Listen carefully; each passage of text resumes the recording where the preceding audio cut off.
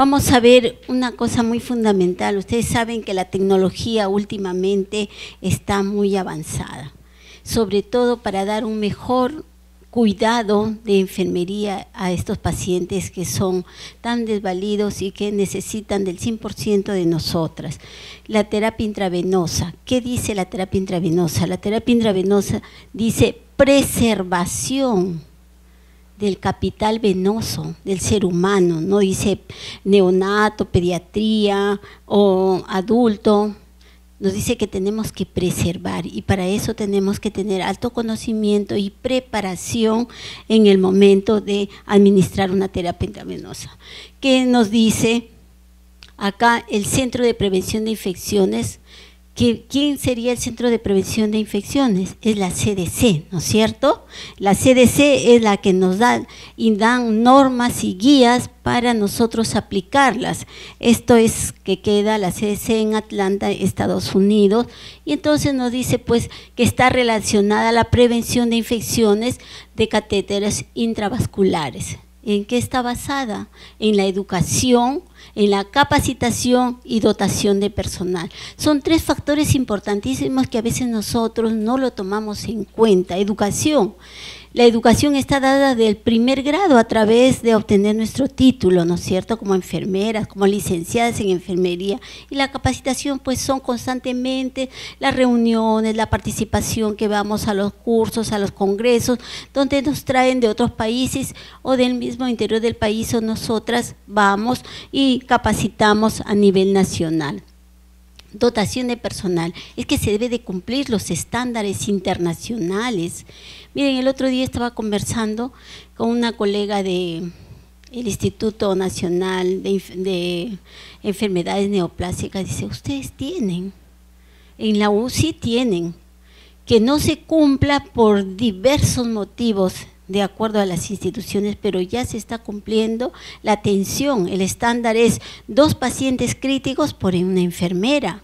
Y cuando están en UCI, pacientes no muy críticos, son 4 pacientes por enfermera. Y eso al menos en los hospitales de salud se trata. No en todos, porque hay que ser sinceros, no en todos los departamentos, pero al menos en los departamentos más notorios ahí sí. Acá, por ejemplo, en los grandes hospitales nacionales, Rebagliati, Almenara, Sabogal, se cumplen esos estándares, aunque la infraestructura está todavía desvalida, porque estamos adecuados. Ustedes saben que la neonatología es una especialidad muy joven, que no data más de 10 años.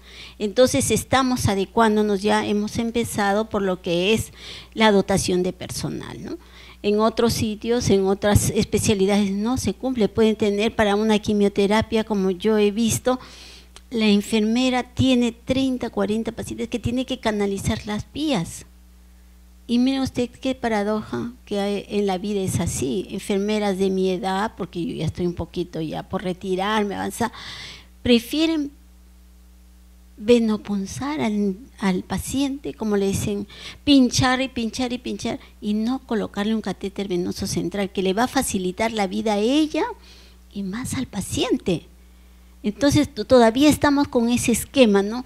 Dice, pero el colegio lo aprueba, pero el colegio así, que el colegio ya aprueba con procedimiento de enfermería, de alta tecnología, ¿no? Entonces no cumplen esos estándares, porque ella para dedicarse a un paciente demora ¿cuánto? 10 minutos, con eso 10 minutos, con esto de que tienen la guardia diurna, a veces no le alcanza el tiempo, pues si ya ahí vienen las quemaduras, los problemas intravenosos de cada paciente. Por eso nosotros tenemos que tener en cuenta que educar al personal de salud sobre las indicaciones del uso del catéter invasivo venoso, los procedimientos adecuados para la inserción, mantenimiento y cuidados y medidas de control de infecciones relacionadas. Ustedes saben, si nosotros no usamos las medidas de bioseguridad, ese paciente va a ser infectado por nosotros, porque recuerden que vamos a transgredir la piel del paciente, la vena, y si no lo hacemos con medidas de bioseguridad, pues le estamos introduciendo al torrente sanguíneo automáticamente una infección, ¿no? ¿Qué tenemos que hacer? ¿Cuál es nuestra competencia? Es evaluar periódicamente el conocimiento y cumplimiento de las directrices para todo personal involucrado en la inserción y mantenimiento de los catéteres. Eso tenemos que estar nosotros constantemente evaluando a nuestro personal cuando tenemos una responsabilidad administrativa.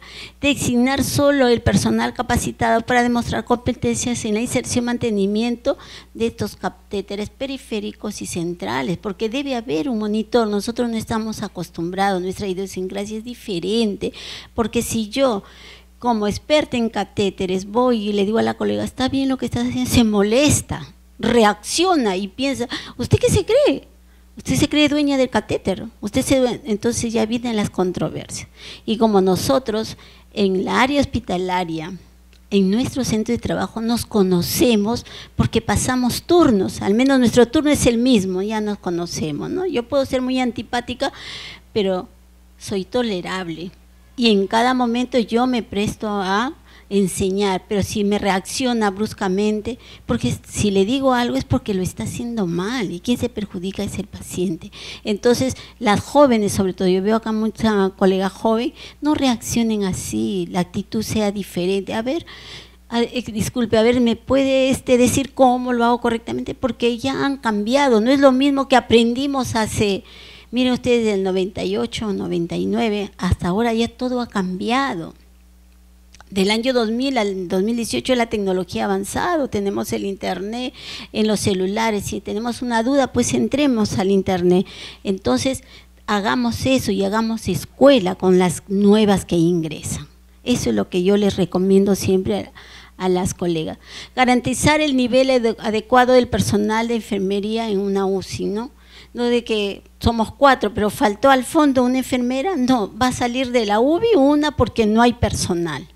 Pero para eso somos administrativas. Claro que si la colega se enfermó, se cayó entrando al hospital, pues ¿qué vamos a hacer, caballero? ¿No? Se cayó y fue a emergencia, pero si ya tiene una programada, una inasistencia, pues comunicarlo, ¿no? Para poder la jefa llamar. Ahora hay mucho por hacer con respecto al trabajo de enfermería.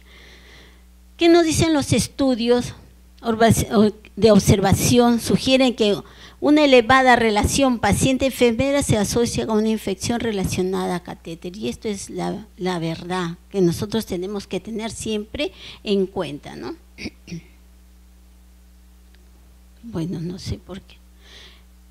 Entonces tenemos acá nosotros, nuestros pacientes que están en las áreas críticas. Pues miren ustedes, son pacientes, generalmente son pacientes, como vemos acá, este es un paciente muy pretérmino, como vemos ya las que trabajamos en las unidades, es un paciente displásico, oxígeno dependiente, que en mucho tiempo ha requerido de una vía periférica o de una vía central para recibir su nutrición parenteral. Como vemos acá, regordete, ya las características son, acá tenemos a un paciente también que aparte de que tiene mucho tiempo hospitalizado, vemos que su desnutrición, ¿no es cierto? Aun cuando están hospitalizados reciben nutrición parenteral, pero ellos todavía, un niño ya no debe estar de 3 meses porque es un lactante dentro de una incubadora, pero todavía nosotros lo mantenemos en la incubadora. Ustedes vienen a otro país, un niño cumple 28, 30 días fuera de la incubadora, así sea prematuro, pero es que son otras situaciones ambientales también, ¿no?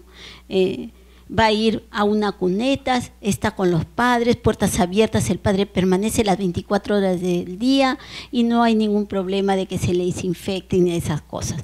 Acá, mire, vemos a un paciente también, oxígeno dependiente, que este paciente tiene ya 6 meses.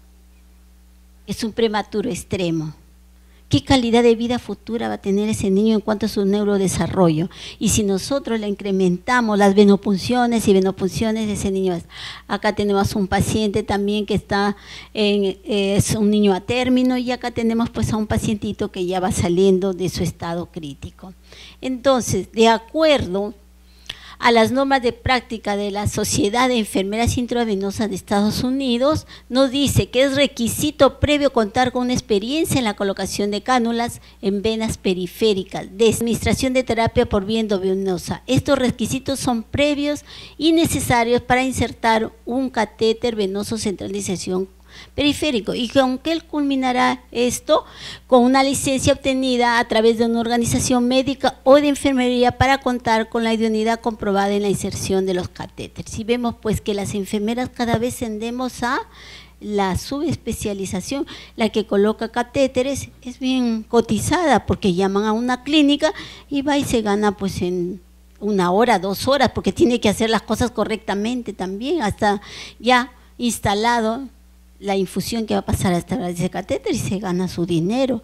Pero para eso hay que tener, como dice acá, un requisito que es la alta especialización, llevar un diplomado, pertenecer a una sociedad de enfermeras intravenosas, que ya les voy a hablar un poquito, y vemos pues que es un catéter central periférico, es un catéter largo, blando, largo decimos porque blando, porque anteriormente solamente se usaban catéteres de silicona, pero ahora la tecnología, las empresas ya han hecho el estudio que también estamos usando para neonatos de fluoruretano, que también nos va bien, ¿no? Ahora ya hay de 2 lúmenes, por ejemplo, catéteres de doble lumen, que por un lado pasa nutrición parenteral y por el otro lado va para solamente medicación, para no estarlo manipulando, y a veces no se hace con la asepsia correspondiente, ¿no?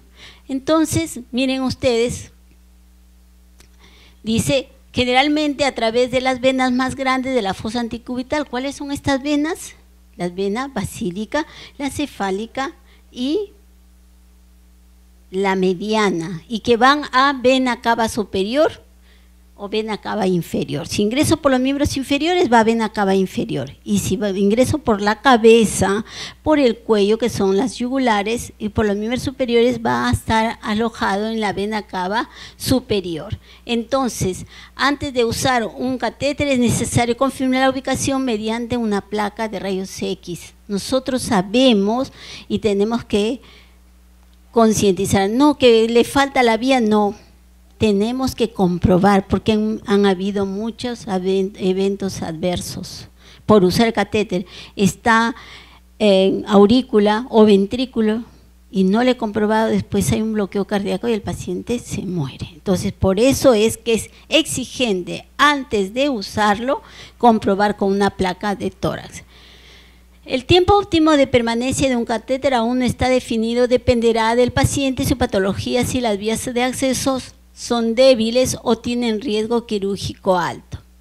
Nos trae una experiencia de Estados Unidos, miren ustedes, en adultos, ¿no?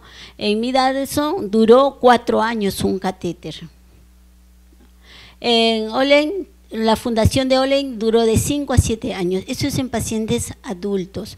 Normalmente los catéteres centrales se recomienda que son de 2 a 3 meses en el recién nacido, ¿no? O sea, que el niño tiene 5 días, pues de 5 a 3 meses. En un neonato puede permanecer el catéter. ¿Por qué no más de 3 meses? Porque ya el niño va desarrollando, va creciendo y lógico que ya no va a quedar en vena cava superior, sino se va a subclavia. Y en subclavia sabemos que es una vena subóptima que no puede quedar alojada al catéter. En pediatría 6 meses, porque también el niño pediátrico va desarrollándose, va creciendo. Y en el adulto sí se puede permanecer, como dice acá, hasta 7 años. Bueno, yo acá les he traído una experiencia que tuve en el 2008, una paciente de oncología, le duró 1 año 3 meses, que yo ni siquiera me había acordado que le había colocado, porque como tantos pacientes colocaba y me llamaban y me decían, venga por aquí, ven.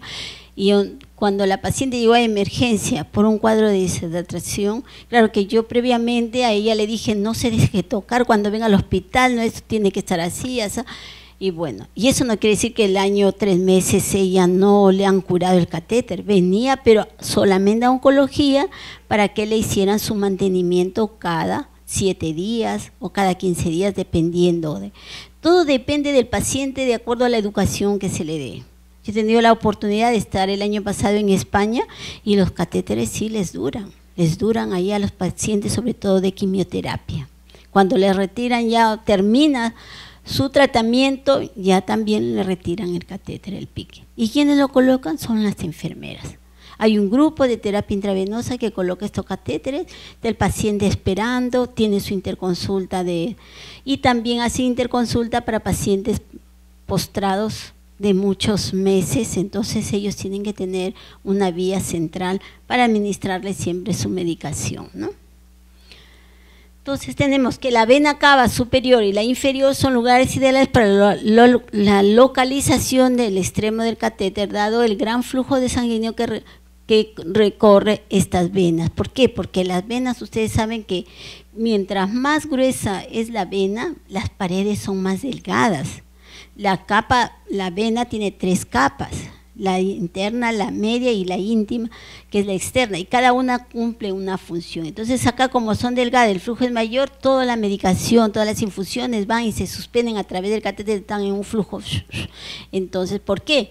Porque la vena va recogiendo la sangre que viene de los capilares linfáticos y va a la aurícula, de la aurícula va a pasar a las venas pulmonares, de ahí se va a retroalimentar con el oxígeno y sale por las arterias hasta toda nuestra última célula que tengamos. Como dice acá, el tamaño de estas venas permite que la punta del catéter se mantenga suspendida, que ya les expliqué.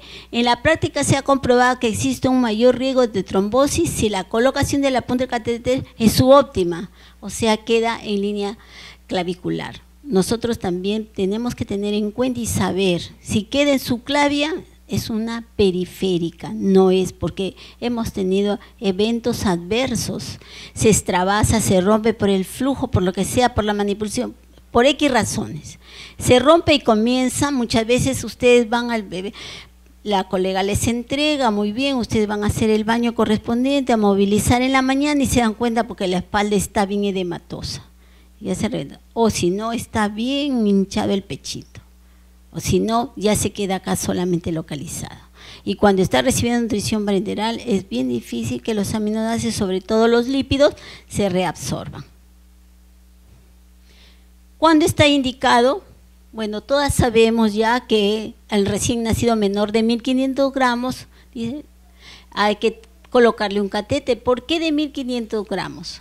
Porque ustedes saben que la pérdida fisiológica de ese recién nacido, todos los recién nacidos tienen una pérdida fisiológica, sea prematuro extremo, prematuro, a término o postérminos, tiene que bajar siempre de 200 a 300 gramos hasta el 10º día, que al 10º día, 11 días empieza su curva ponderal, ¿no es cierto?, a subir su peso, y algunos cuando están muy críticos no suben a veces de peso. Entonces la capacidad gástrica de este niño es muy pequeña para darle una vía enteral, aún siendo que un niño nace con buen agar, despierto, activo, o que sea pues un niño con retardo uterino, porque esos niños nacen llorando, pleictórico, rosado, es un niño pequeño. Entonces, para darle para que su desarrollo sea normal, siempre hay que colocarle un catéter, porque su pérdida, inclusive a veces hasta succionan los niños, pero el problema es que cuando le damos vía enteral en volúmenes inadecuados, ¿qué le producimos? Un NEC, ¿no es cierto?, una gastroenterocolitis necrotizante. Por eso es que también nos dice acá que en recién nacido que presenta NEC, uso de terapia intravenosa mayor de 7 días y fluidoterapia, tiene que colocársele un catéter. En la administración de soluciones hiperosmolares ya sabemos ahora que los medicamentos no solamente son 5 correctos, ahora son 12, van de 10, 12, porque tenemos que ver el almacenamiento, la dilución, cómo vas a diluirlo. Por ejemplo, hay en muchas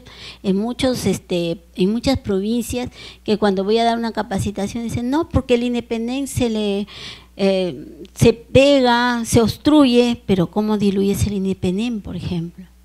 En 10 centímetros de cloruro de sodio. Pero ustedes saben que se diluye en 10, se diluye en 100, ¿no es cierto? Y el volumen no, pero está indicado que ese medicamento, como acá nosotros en el Perú no tenemos medicamentos de pediatría, todos son de adultos, nosotros hacemos la conversión, ¿no es cierto? Por eso es que el Inepenen 500 miligramos, vancomicina 500 miligramos, la micacina de 100, de 180, en fin, no tenemos como en otros países pues producción para pediatría.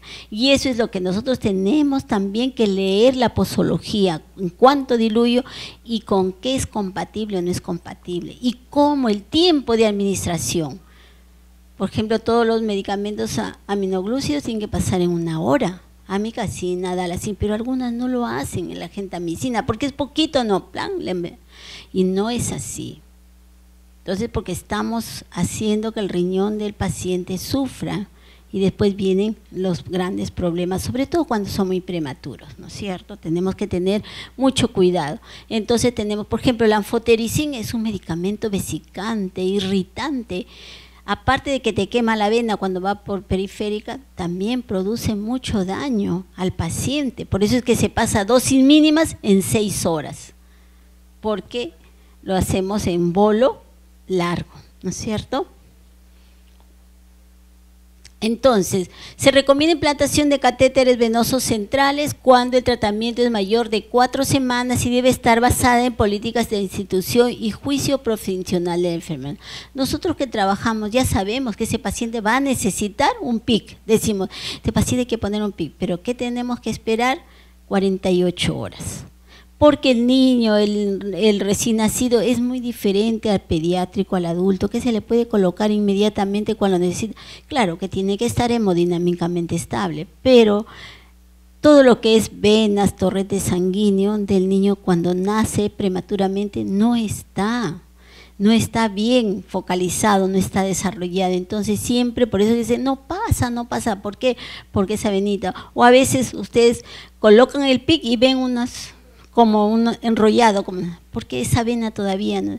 Y a los 2 días le toman una placa y ven que el PIC ya se introdujo, estaba bien. Entonces, ¿por qué? Porque se va formando, por ese motivo, aún esperando 48 horas, ahora si viene un niño pues con una gastroquisis, con una onfalocele, con una atresia de esófago y está hemodinámicamente estable, inmediatamente es colocarle un PIC, porque ese niño no puede pasar sin su vía parenteral, porque ya ahora con la tecnología y se ha demostrado que la nutrición parenteral ya debe ser más precoz. Antes pasaba 3 días, 4 días, el niño estaba todo caquéxico, aparte que les estamos muestreando a cada momento, ¿no? Ahora se inicia su nutrición parenteral, la nutrición parenteral estándar, por ejemplo, con calcio, sin calcio, la preparan inmediatamente, ¿no? En los hospitales que tienen pues campana de flujo laminar. Acá miren ustedes la responsabilidad que tiene la enfermera por la administración de terapia endovenosa, y la responsabilidad es compartida, porque claro, pasa algún evento adverso, supóngase que nosotros no nos hemos dado cuenta y estaba un pequeño bucle y ya tranquilas, pero de repente al desenrollarse ese bucle, el catéter, la punta no se ha ido a vena cava, no ha pasado a la aurícula, sino se ha ido a la pulmonar. Y cuando la vena está dentro de las cavidades es más pequeña y se extravasa, se rompe y comienza pues en el pulmoncito a salirle los lípidos. Y el paciente ha estado tan bonito, contento ahí desarrollando, ganando peso, de repente un problema respiratorio, comienza con su problema respiratorio, van, le toman una placa, lo intubaron y ven que hay una parte de opacidad, ¿no? Le drenan lípidos y aminoácidos. Y a veces se va y se queda en el corazón, puede quedarse en la aurícula o en el ventrículo. Cuando está el catéter en el ventrículo no se producen arritmias, pero sí cuando está en la aurícula. Se rompe también, ahí es una venita delgadita porque está dentro del corazón. Y entonces, ¿qué pasa? Se revienta, sale líquido, hay un bloqueo cardíaco y ya no podemos hacer ni drenaje ni nada, ¿no? Entonces, les he traído esto para que las que no han visto mis ponencias, miren, ese es el primer catéter que se implantó en el Perú el 10 de diciembre, con una carta que nos autorizaba a las enfermeras que la enfermera podría colocar. Esto es una vivencia de años, no es de ahorita. Y a nivel de todo las áreas neonatales se coloca catéteres. Pero para llegar a eso hemos tenido que pasar muchas cosas. Primero, ¿quiénes eran nuestros opositores para que la enfermera no ponga? Nosotras mismas. No, porque voy a poner catéter, tú estás entrando al corazón, no puede ser. No, pero mira que en otro país es así, con diapositivas ya pues hace mucho tiempo, ¿no? No. ¿Qué me voy a vestir para colocar? Sí, te tienes que vestir, ponerte las barreras de bioseguridad. Después algunos médicos, no todos, pero algunos médicos sí te apoyaban y otros iban a la gerencia, que la enfermera va a poner vía central, no puede ser. Entonces, todo lo que se ha pasado para poder colocar el catéter, por eso ven, todo eso improvisado, eran las salitas pericraneales por donde ingresaba el catéter. Acá estamos usando una jeringa de 1 centímetro, porque eso se aprendió allá, pero ¿qué pasa? Que ahora que nos dice que esta jeringa de 1 centímetro hay mayor presión y puede romper el catéter, tiene que ser más de 5 centímetros hasta 10 centímetros para colocar el catéter. Por eso es que ustedes también, acá vemos que es una vena auricular posterior pericraneal. Entonces nosotros tenemos que tener en cuenta nuestros orígenes, pero ya con el tiempo nos sale una resolución, la 63, emitida por eSalud, por la Gerencia Central de Capacitación, donde ya autoriza que la enfermera coloque catéteres siempre y cuando esté capacitada para hacerlo, ¿no? La doctora Bafigo, el 12 del 2012, el 31 de diciembre, pues nos firmó la resolución que ya la enfermera, pues, y esto sirve tanto para eSalud como para el MINSA, porque decimos, nosotros somos un ente rector que pertenecemos todos al MINSA, pero las cosas que hace eSalud también las puede realizar el MINSA hasta que se den las normativas. Y este trabajo se empezó en el 2008 y miren, en el 2012 recién sale la resolución y se publica en el 2014. ¿Cuánto tiempo ha pasado? Ahorita estamos que hemos presentado lo que es cuidado y mantenimiento del catéter para que sea aprobado por el ente rector, para que no todas estandaricemos el procedimiento y la mantención de este catéter, ¿no? Que es importante. Entonces, ¿qué entendemos nosotros por catéter venoso central? Por el procedimiento especializado de enfermería que consiste en la inserción de un dispositivo grado médico 3 que a través de una vena periférica alcanza una ubicación central, que es la vena cava superior o la vena cava inferior. Procedimiento especializado de enfermería. Los objetivos para colocar este catéter son obtener una vía de acceso venoso confiable y duradera. ¿Qué quiere decir confiable? Que cuando yo administre un medicamento no le produzca daño al paciente, ¿no? Porque cuando tomamos una vía periférica y no nos damos cuenta de permeabilidad y le administramos gluconato, le producimos grandes lesiones al paciente. Entonces, ahora la dextrosa al 12.5% también produce quemadura cuando hay una gran extravasación. Y duradera, pues que esté el tiempo que el paciente lo requiera, ¿no es cierto? Porque esto no es estar cambiándolo. Disminuir las infecciones intrahospitalarias por el torrente sanguíneo, claro, porque ya no vamos a estar venopunzando al niño cada momento que vamos a administrarle o se extravasa una vía periférica, está pues hidratándose el paciente, está con dextrosa al 10, dextrosa al 7.5%, y si extravasa tenemos que estarlo venopunzando. Por eso es que dice la ETI, preservar el capital venoso del paciente colocándole un catéter PIC. Administración de medicamentos, infusiones de alta osmolaridad, ya lo sabemos, los pacientes, la vía periférica que soporta una osmolaridad de 600 milismol, estamos hablando de una dextrosa hasta el 12.5%. Ya cuando es mayor de esto, tenemos que ponerle una vía central. También tenemos que ver el pH del medicamento. La vía periférica soporta entre 5 y 8 de pH. Cuando es menor de 4 y cuando es mayor de 9, el pH, el medicamento tiene que administrarse por vía central, ¿ya? Ahora tenemos mucho que ver con el pH. La necesidad de implantar un catéter está definida por la situación clínica del recién nacido, pues el paciente está hipotérmico, está hemodinámicamente estable, no lo vamos a poder colocar un catéter. Por ejemplo, los posoperados que tienen que usar tenemos que usar inotrópicos, tenemos que usar inotrópicos. Si no tiene una vía central, póngale, y a veces paciente ha fallecido, porque ya es un estrés, no que es fácil que se introduce el catéter, no, tiene que estar el paciente hemodinámicamente estable. La indicación para la inserción es médica. Nosotros, acuérdense, si no tiene ahí colocar PIC, nosotros no podemos proceder a colocar, no que es mi amigo, porque al amigo a la hora que pasa algo al paciente se olvidó que era mi amigo, ¿no? En nuestro país quien realiza la implantación es la enfermera especialista diestra capacitada, quien tiene la competencia de su inserción, mantenimiento, prevención de las posibles complicaciones. Eso es lo que es ahora nuestra competencia. Acá, ¿qué es lo que tenemos que tener en cuenta? Que hay que disponer de protocolos, guías. Ya tenemos una guía de colocación y retiro del catéter, la que les he dicho de acuerdo a la resolución. En todos los hospitales de salud se ha distribuido esta guía. Dentro de los 10 procedimientos de neonatología está nuestro catéter PIC. Entonces tenemos que debe haber un protocolo o una guía de inserción, que ya la tenemos, de la fijación, mantenimiento y vigilancia al retiro del catéter.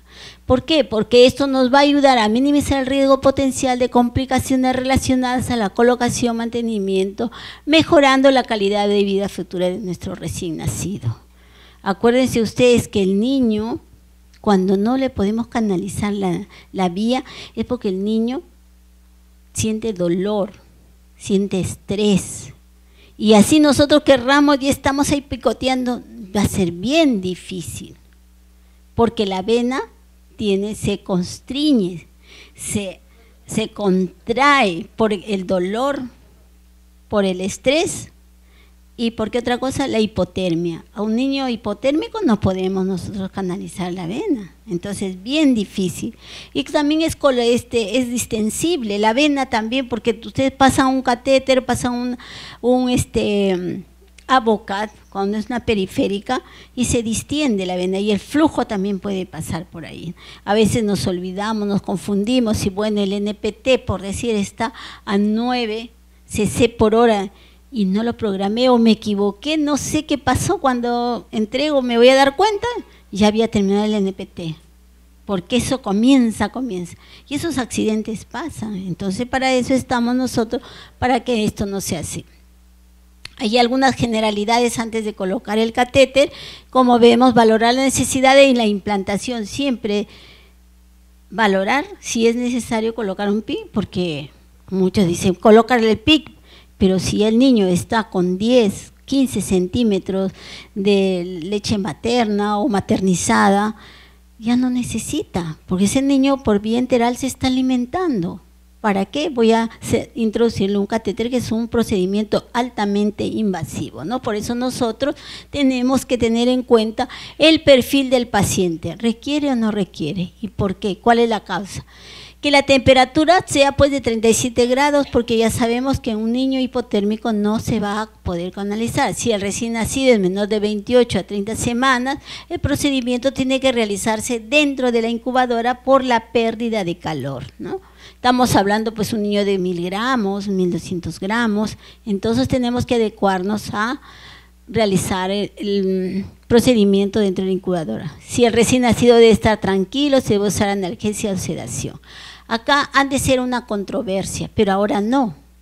¿Por qué? Porque la sucrosa del 24% se usa como sedación para el paciente, dándole sublingualmente 2 minutos antes de realizar el procedimiento. Pero nosotros no tenemos sucrosa al 24%. Y eso es un trabajo de investigación de una enfermera colombiana de Medellín, presentó en el 2009 este trabajo y ganó su trabajo. Y claro, le dieron en forma expositiva, narrativa, y los médicos pensaban que era una médico, y no era una médico sino una enfermera, y ganó el premio, y el CIBEN se aprovechó de eso y ya lo tiene incursionado en todo lo que es Neopharma. Miren ustedes, porque así somos, y ya se difunde a nivel mundial, y también la Academia Americana de Pediatría y la Organización Mundial de la Salud, ya que se use como analgesia la sucrosa al 24%. ¿Pero qué tenemos nosotros? Tenemos eso, y dice bien claro, de 24 a 30%, pero nosotros tenemos nuestra destrocita al 33%. Entonces, tenemos, y no digan, la señora Arminda dijo que se... No, nosotros tenemos que usar nuestros recursos. ¿Y cuál es nuestro recurso? Nuestra destroza al 35%, pero darle gotitas sublinguales, gotitas, no darle su caramelo, porque no le va a hacer efecto al niño. ¿No es que va a la vía gástrica? En cambio, nosotros si le colocamos, es como una hipertensa, pues que hasta le ponemos captopril sublingual, regula igualito, neurológicamente le va a calmar el dolor, va a tener el niño tranquilidad y van a poder realizar el procedimiento. Con 2 gotitas sublinguales y al menor de 1000 gramos, una gotita, porque siente dolor, por más que esté el niño ahí, ustedes creen que no siente dolor y se ve reflejado el monitor. Entonces tenemos que tener en cuenta, ¿no? La analgesia que estamos usando, la destroza al 33%. Vasoconstricción de las venas, ya les expliqué, cuando presenta dolor o hay frío, ¿no es cierto? Favorecer el impacto ambiental, disminuir la luz, el ruido. Claro que en la noche, por ejemplo, voy a colocar un PIC a las 3 porque ese niño se le perdió el PIC, necesita inotrópico. Si no tenía PIC, entonces me pongo un foco, pero tengo que ambientar al niño, colocarle lentecitos, ¿no? Porque ya el hecho de tener esa luz grande, el niño reacciona, ¿no? Y hay constricción de las venas también. Mantener al recién nacido confortable en el momento del procedimiento y seleccionar el catéter, la vena y la técnica de inserción. Eso es importante. Ya vemos un fluxograma, primero perfil del paciente, luego ubicación de la vena, saber dónde va, cuánto va a medir, luego fijarlo, asepsia, y es todo un fluxograma que les digo que está en esa resolución 63, ¿no? Y las recomendaciones según evidencia científica. Ay, gracias. Ya, sí. Voy a tomar un poquito. Entonces, miren ustedes, según evidencia. Ahora se habla de muchos trabajos de investigación y las evidencias científicas, las que nos ayudan a mejorar nuestros procesos, ¿no? La guía de prevención de infecciones que lo da la CDC desde el 2011. La última que ha salido en 2017 todavía no ha sido publicada, pero ya podemos entrar en internet y ver que el 2017 se mantienen, porque hay revisiones, acuérdense, siempre hay revisiones de esas grandes instituciones, pero tenemos la Sociedad de Enfermedades Intravenosas también que nos va a recomendar que nosotros trabajemos con evidencia científica, ¿no es cierto? Y la evidencia científica se da en nuestro quehacer diario, cómo nosotros manejamos al recién nacido crítico, cómo nosotros vamos a ir mejorando nuestros procesos. Entonces, ¿qué nos dice la CDC? Seleccionar el catéter, la vía, la técnica de inserción que presenta el menor riesgo de complicaciones infecciosas y no infecciosas, teniendo en cuenta la previsible duración y tipo de tratamiento intravenoso. ¿Qué quiere decir esto? ¿Bajo qué normas ellos? Esto es 1A, evidencia científica, que sí lo tengo como enfermera. No voy a pretender a un neonato de 3 kilos colocarle pues un catéter de 3 French, porque no va a pasar. Miren lo que me pasó el otro día en un taller del precongreso. El laboratorio no tenía de 2 French. Y me dice, señora Arminda, solamente tengo 3 French que están vencidos. Claro, por eso me los da para la práctica. ¿Ustedes creen que en la muñeca pasaba el bendito catéter? Y dije, ay, ya está. No pasaba.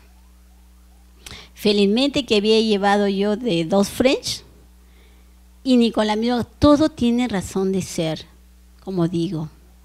Tampoco pasaba a través, sino que usé el Indrocar de 2 French y pasaba automático, pero de 3 miren una vez. Entonces nosotros tenemos que saber qué número de catéter, de cuántos French puede pasar por un paciente. No es así. En un paciente de 600 gramos no voy a pretender colocar un catéter de 2 French, tiene que ser de 1 French. Para eso ya esto existe en el mercado. Y esto es evidencia 1A.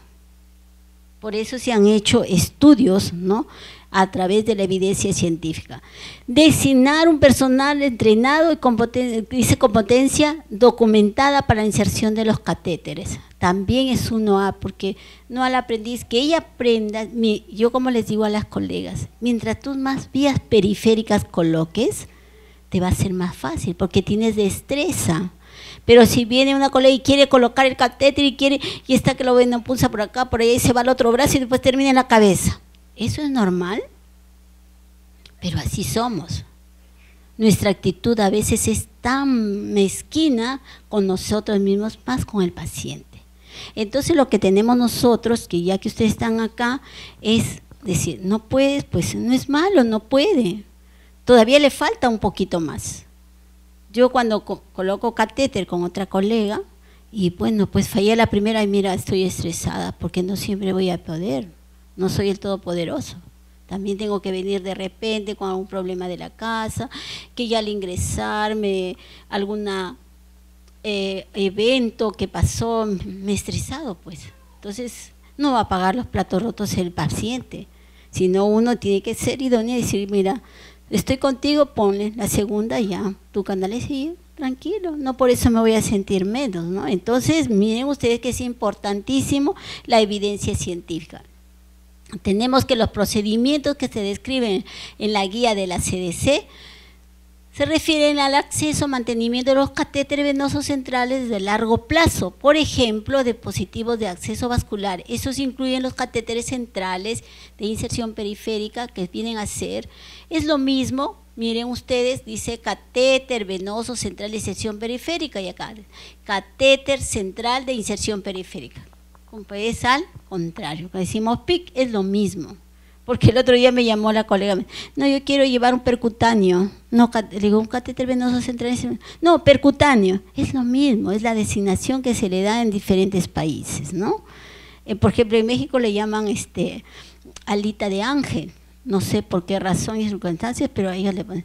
En España no le dicen ni PIC ni catéter, le dicen silástico, por el material del catéter. Vamos a aplicar un silástico, ya uno sabe que es un PIC, ¿no? También las recomendaciones que se dan se aplican en general porque el personal profesional de la salud debe seguir las instrucciones del fabricante y el uso de la etiqueta. ¿Por qué? Porque ahora ya estamos colocando los catéteres, la etiqueta que viene atrás en el catéter, las barras, ¿no?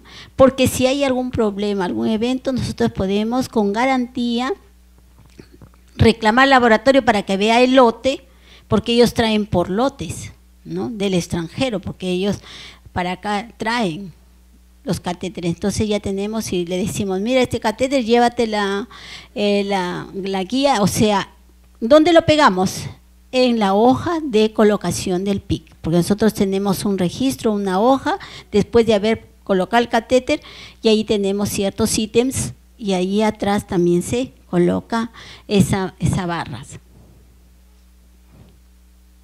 También se recalca en las guías de la CDC, miren ustedes, es importante que nosotros tengamos en cuenta que solo el personal profesional de la salud puede implantar catéteres cuando han alcanzado y mantenido competencias para realizar este procedimiento. O sea, que esté entrenada, que sepa colocar. No todas podemos colocar estos catéteres porque, bueno, esto lo he sacado de las guías de la CDC y acá está el pie de página, ¿no? Entonces, repetimos nuevamente que los catéteres deben de colocarse de acuerdo a las recomendaciones de la CDC. También nos dice que se dan de aplicar general porque el personal profesional de salud debe seguirlas. Bueno, esto está, mi diapositiva se ha repetido, no sé por qué. Y vemos, miren ustedes, este es un niño, bueno, del Hospital Gregorio Marañón de Madrid, España, y esta diapositiva tiene pues del año 2098, cuando ya se usaba la terapia intravenosa altamente invasiva, que es un pacientito de operado de trasplante de corazón. Entonces ahí realizan este tipo de procedimientos, yo les digo, pues hace 20 años que ya se realizaban estos procedimientos. Miren la cantidad de vías endovenosas que tiene ese paciente. Y estos niños, el manejo era, pero 12 enfermeras por paciente.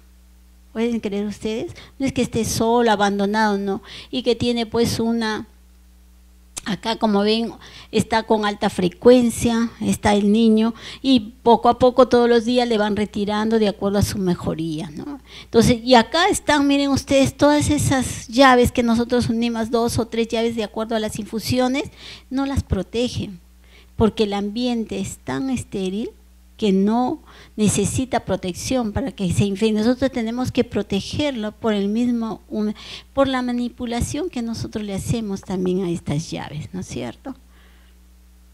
Y como vemos acá, las bombas infusoras en paralelo, que cuando se va a cambiar, eso no lo hacemos acá, sacamos el inotrópico, lo dejamos ahí, y mientras ya vamos a colocar otro, y está el niño sin inotrópico por lo menos, mínimo, digo yo, 5 minutos, y nuevamente le ensalamos.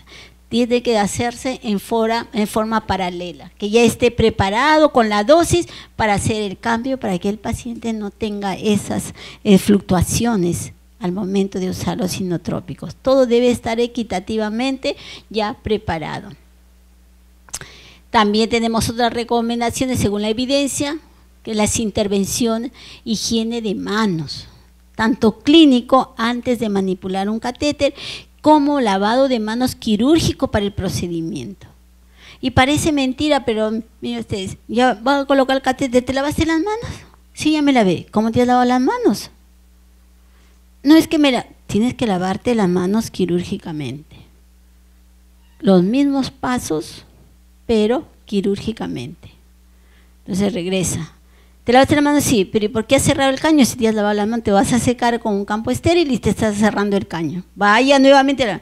¿Soy antipática? No sé. Soy antipática porque la mando a lavarse 3 veces, 4 veces. Es que tiene que aprender y aprender bien. Si no, no estoy tranquila. Acá, inserción del catéter. ¿Cómo vamos a insertar el catéter? ¿Cómo lo vamos a hacer? ¿Qué vena vamos a elegir? Y eso es previo. No que ya estoy vestida y voy a decir, voy a poner por la basílica. ¿Y cuánto lo has medido? ¿Dónde va a ir? ¿Hasta dónde? No, no es así. No aprendemos las cosas al revés. Aprendamos como dice el protocolo. Ya hay una guía. Pues leamos la guía. La asepsia quirúrgica. ¿Cómo voy a desinfectar? Ahora estamos con la novedad y seguramente alguna sabe. Usando clorhexidina al 2% del dispensador. ¿Qué es eso? ¿Quién les ha dicho que la clorhexidina, que nos lavamos las manos, es un antiséptico desinfectante para la piel del bebé cuando se le va a realizar un procedimiento?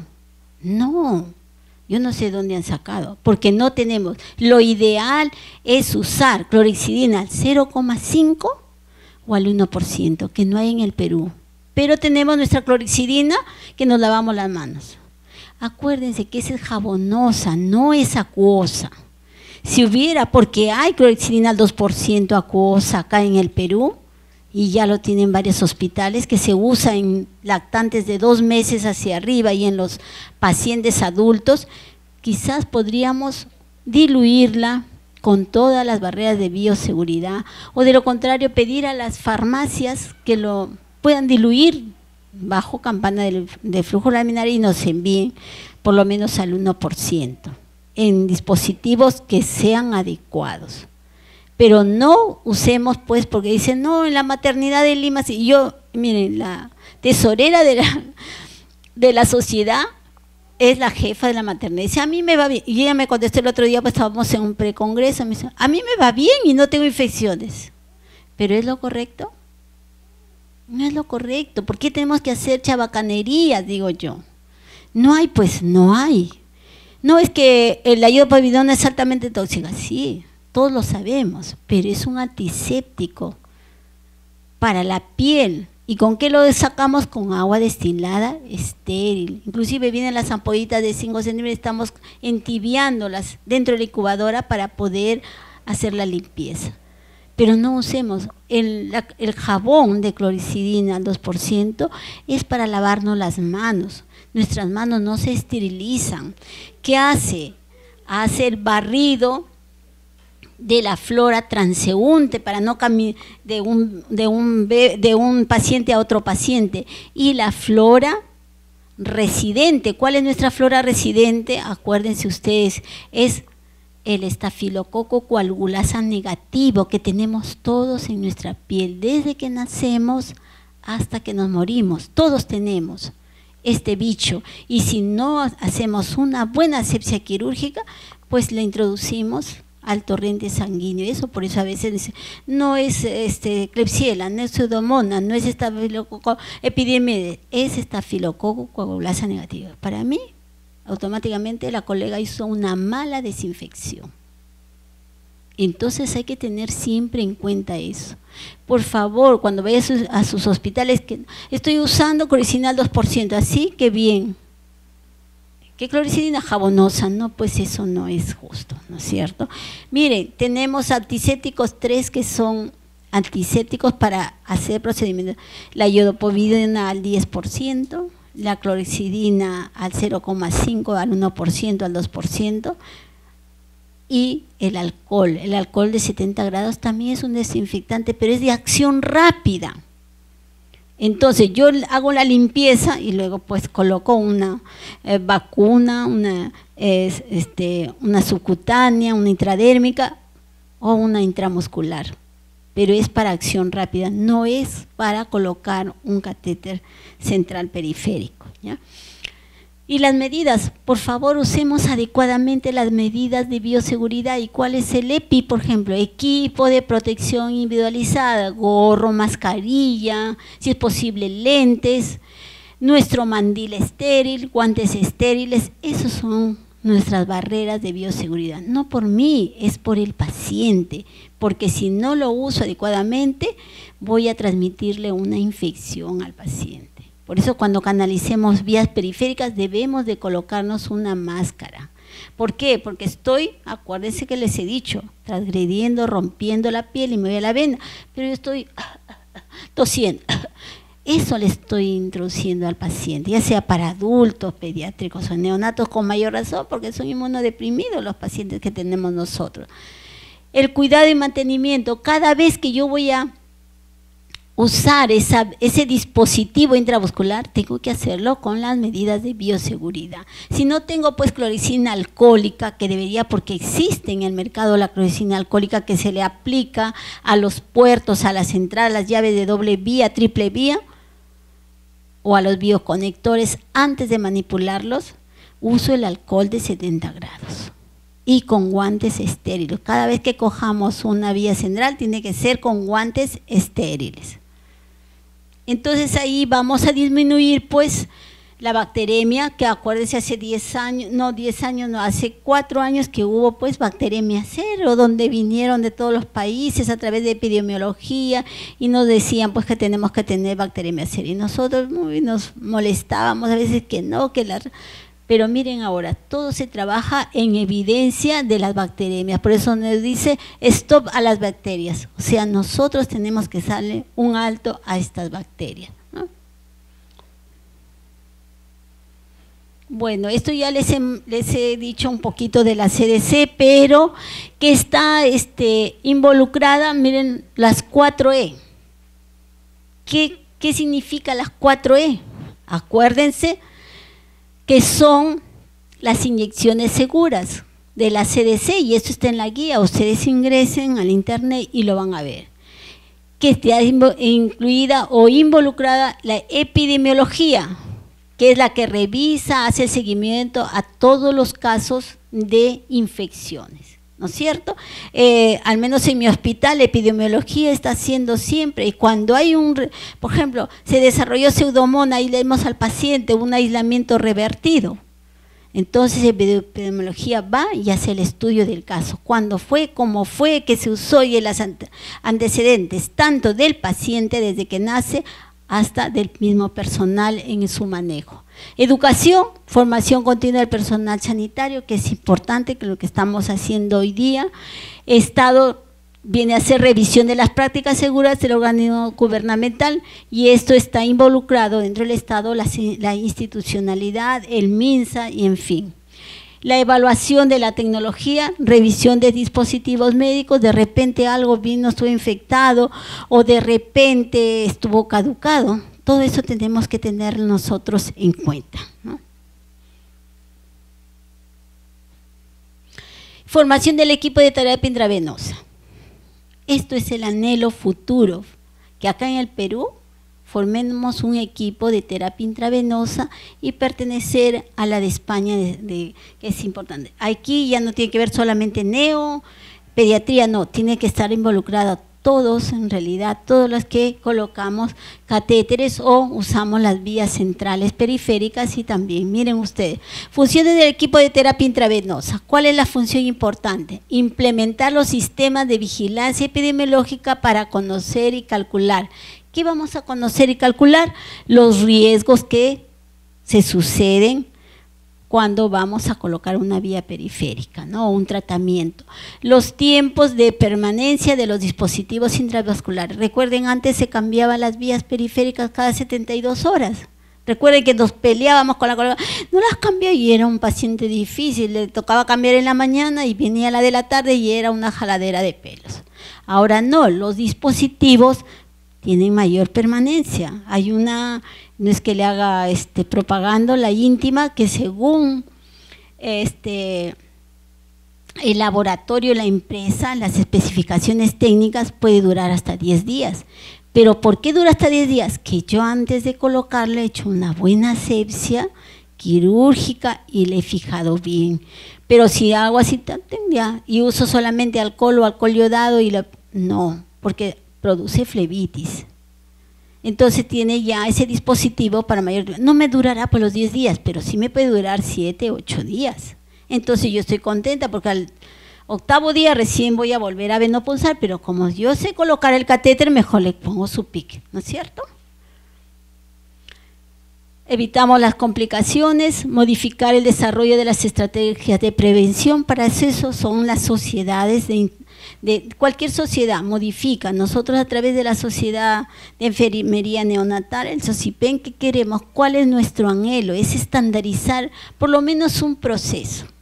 Yo me sentiría feliz, satisfecha, aunque sea el hecho de, por decir, algo bien sencillo, aunque no es sencillo porque muchas veces le producimos infección y dolor al paciente, la toma de un hemoglucotex, por ejemplo. Pero que todos los hospitales a nivel nacional hagamos con esa misma guía, porque resulta que ahora ya le están tomando en los deditos. ¿Cómo va a ser eso que le tomen? ¿Pero por qué está? Y todavía le dejan el algodón, y eso es para drapo ahí. Entonces, como uno se da cuenta, ¿no? Y gente antigua como yo, entonces yo digo, pero no, ay no, pues yo le tomé y no es eso, la soberbia es mala. La actitud que tomamos las colegas es muy, muy difícil. Entonces, funciones de este equipo, miren, evaluar al paciente que requiere la terapia intravenosa, dice, evaluamos, ¿necesita un PIC? No necesita PIC, ¿no? Elegir el tipo de catéter y el lugar de inserción, que eso lo tenemos que hacer. Instalar el catéter siguiendo la técnica estéril, usar las barreras de bioseguridad y en los campos estériles hacer una buena asepsia quirúrgica. Orientar al equipo de salud en el manejo seguro del tratamiento endovenoso, dar capacitaciones, educación continua dentro de los servicios, preparar infusiones que requieren mezclarse, enseñar cómo la dilución de los medicamentos, que es algo muy importante, vigilar en forma continua al paciente para detectar riesgos y complicaciones. Esas son las funciones de la terapia intravenosa. Como ven acá, capacitaciones enseñando cómo se coloca un PIC a través de talleres para las enfermeras de la Sociedad de Enfermería, ¿no? Esto es importante que nosotros estemos constantemente donde hay una capacitación. Yo quiero aprender, yo quiero ser experta, pues me capacito más, ¿no? Entonces, ¿cuáles son los fundamentos de los accesos venosos? Colocación de catéteres umbilicales, miren, es importante que ya lo vamos a detallar después, la menor cantidad de días, pero mientras sea necesario para las extracciones frecuentes. Esto no quiere decir que los catéteres umbilicales solamente sirven hasta máximo 7 días el venoso. Si podríamos retirarle al tercer o cuarto día, mejor, pero ya tendría colocado un PIC, de acuerdo a la necesidad del paciente. El arterial, si el paciente está muy crítico, para no estarlo venopunzando, porque una vez que le retiramos el catéter arterial ya estamos con las manitos moradas, porque tenemos que controlarle continuamente agua. Y si este niño tiene un trastorno metabólico, también estamos venopunzando constantemente, ¿no? Programación de la colocación del catéter percutáneo, o sea, ¿cuándo vamos a colocar? ¿En la mañana, en la tarde, en la noche? Eso depende del grupo que trabaja en las unidades, no nos ponemos de acuerdo. Indica en la mañana, pero no, en la mañana es mucho estrés porque tenemos que pasar la visita, preparar las soluciones, todo se hace en la mañana. Entonces lo podemos dejar tranquilamente para la tarde, pero a veces hay 2, 3, como a veces no hay en una semana ni uno. Pero hay días que sí hay 2 indicaciones, coloquen PIC o a veces 3. El día que estuve en la guardia me dijeron, hemos colocado 3 catéteres. Claro que no lo colocan las mismas enfermeras, sino cada enfermera que tiene su paciente y que está indicado. Entonces se programa o en la noche, si no puede en la tarde, pues en la noche. Pero siempre tiene que programarse. Hay que medir siempre los parámetros para poder colocar un catéter. Antes de retirar el catéter arterial, programar la colocación del PIC, ¿no es cierto? Antes, acá no es el arterial, sino es el venoso. Siempre ya está su PIC, la placa y luego se retira el catéter venoso. Evitar colocar vías periféricas discriminadamente, ¿no? Porque, ¿verdad? Tiene su PIC, miren ustedes lo que pasa, tiene el PIC, tiene una vía periférica en el pie y tiene otra vía periférica en la mano. ¿Pero por qué? Para su tratamiento. Pero si tiene el PIC para que es de 2 lúmenes, no es de, ahora si fuera de un solo lumen, bueno, pues, pero no necesita. Y eso es una infección, es un factor de riesgo para que se infecte. Tener una vía periférica por gusto, se puede infectar el paciente por el manejo.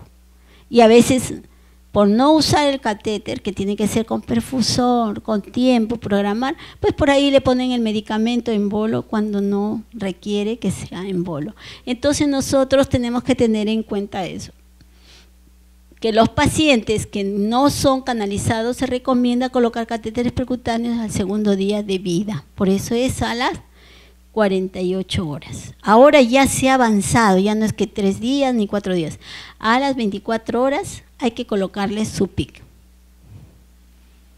Bueno, el video del catéter ya lo vamos a ver acá.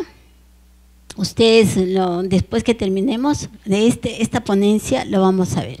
Y esta es una experiencia muy bonita que tuve en el 2009. Miren, ustedes seguramente algunas lo han leído en el Hospital Regional de Trujillo. Bercelia, una niña de 440 gramos. Y ustedes miren, no tenía ningún apoyo ventilatorio, ni bigotera, ni casco, ni nada. Era una niña con un retardo uterino severo. Entonces, ¿qué pasó? Quisieron colocarle las colegas, acá está Noemí, también que está en el CIBEN representando. Ella ya había sido capacitada ellas en el 2004, pero querían colocar el catéter de 1.9 French, porque ahora no hay de 1.9, son de 2 French y de 1 French, de 1 lumen y de doble lumen.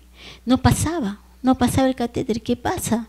Sí, porque era el catéter muy grueso. Pero un filántropo chileno que había tenido sus trillizas por tratamiento de infertilidad, pues sabía de la existencia de estos catéteres allá. Viajó, miren ustedes, a Chile, compró el catéter y se regresó el mismo día, y al siguiente día pues nos fuimos a colocarle a Bercelia el catéter. Fue un caso muy mentado, que la niña pues sobrevivió hasta el 4.º mes de vida, pero tanta propaganda, tanta cosa, cuando la llevan a su casa, tenía pues una vida precaria de los padres, le dio una neumonía y se murió. Tanto esfuerzo para nada, que ahorita de repente la sacaran a cada momento por la televisión. Es una experiencia que coloqué a una niñita de muy bajo peso, 440 gramos, ¿no? y eso es importante y para mí es una fortificación de que haya podido ayudar a esta nena. Entonces, ¿qué vamos a recordar? ¿Qué es lo importante? Colocar un catéter percutáneo no es solo técnica, y eso lo tenemos que tener grabado, no es solamente la técnica de colocarlo, sino es conocimiento, seguimiento, actualización y mantenimiento, porque ya bien, lo colocó, pero estoy capacitada para mantener ese catéter, para manejarlo. Ese es otro tema también, que ya lo vamos a ver ahora. Y de todo el equipo en general, porque no solamente es la que lo colocó, la que viene en la tarde, del turno de la noche y así sucesivamente. Todos somos equipo. En neonatología trabajamos en equipo, acuérdense. ¿Quién es el equipo? La enfermera, los médicos, la técnica de enfermería, los interconsultantes, la asistente social, la nutricionista, ahora que quiere invadirnos también, que no tenemos que darle las charlas de leche materna, sino ellas, al menos en el hospital ya estamos con esas peleas. Entonces, todos somos equipo para poder proteger a nuestros recién nacidos.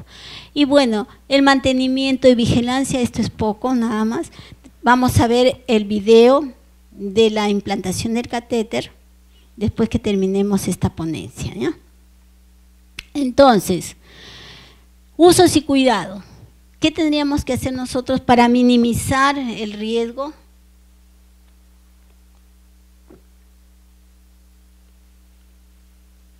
Para minimizar los riesgos de los eventos adversos.